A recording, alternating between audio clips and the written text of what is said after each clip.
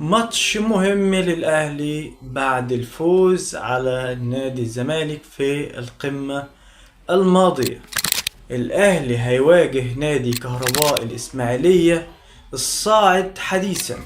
الكل طبعا مستني يشوف المارد الأحمر هيعمل ايه قصاد كهرباء الإسماعيلية الصاعد حديثا.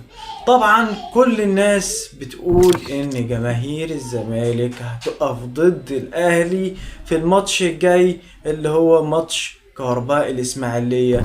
طبعا معلومات بسيطة عن المباراة هتقيم على استاد برج العرب بكرة السبت الساعة 8. طبعا حكم المباراة هيكون أمين عمر.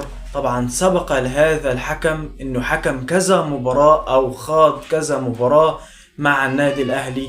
طبعا دي اول مواجهة رسمية بين النادي الاهلي ونادي كهرباء الاسماعيلية في الدوري الممتاز. بالنسبة للإصابات، إمام عاشور لسه متعافاش من الإصابة اللي هو فيها ولسه مش هيرجع في الوقت الحالي أو مش هيرجع في مباراة بكرة بالأخص.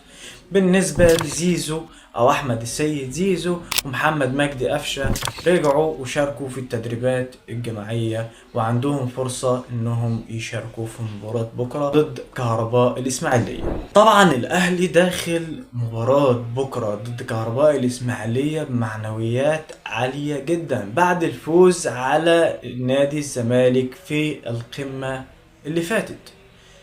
بالنسبة للأهلي خطورته في الهجوم بالنسبة للاعب زيزو وتريزيجيه والشحات وطاهر وشريف وبن شرقي، فالأهلي عنده قوة هجومية رهيبة، قوة هجومية مرعبة وشرسة جدا.